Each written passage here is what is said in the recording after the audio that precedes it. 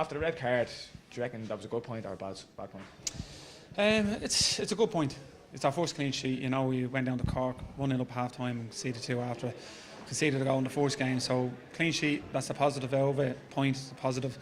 The unfortunate thing was the pitch is in such a state that we can't play football. It's hard to get it down and pass it, and you can see that none of us want to make a mistake. We don't want to be the one to give away that goal, so it sort of became a bit slow for our liking. The tempo slowed down. And in fairness to Rovers, they worked hard getting across, stopping balls into feet and things like that. So overall, I think it's not a bad point for us. 4 points in your first 3 games, it's a pretty solid start.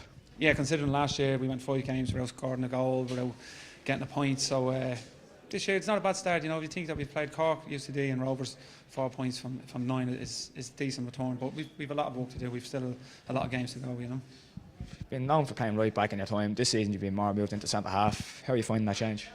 It's difficult for me, because I get frustrated at times. I'd love to be running up and down the line, and back on once or twice I ball down the side and I was running after it, but I have to realise now that Aaron wants me to do a job there, and I've no problem with sitting and do a job for the team.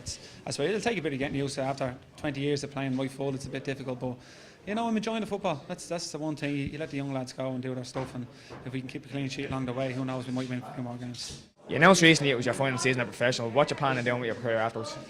I'd like to continue in the game, whether it be coaching or managing along the line. I'm not going to jump 2 feet in, I'm just going to see what happens come the end of the season, and just keep enjoying and keep learning. I need to learn, but as I go along, the coaching side of it, Aaron's great like that, and the managing side, I've had some decent managers throughout my career, so I take bits and pieces over it, and just hopefully can get a career along that side of the game. But at the moment, we've a lot of games to go, as I said, and I'm looking forward to every one of them, and I'm enjoying them. And you see at the end, I like winding people up and giving people a bit of stick. So I'm going to do that this year, and that's just the nature of the game. So I have to get the enjoyment over.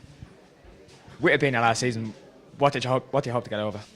I'd like to finish with something. Throughout my career, I've won a lot, but I'm not one to sit on my morals and say, yeah, I've done it already. But I'd like to get another trophy.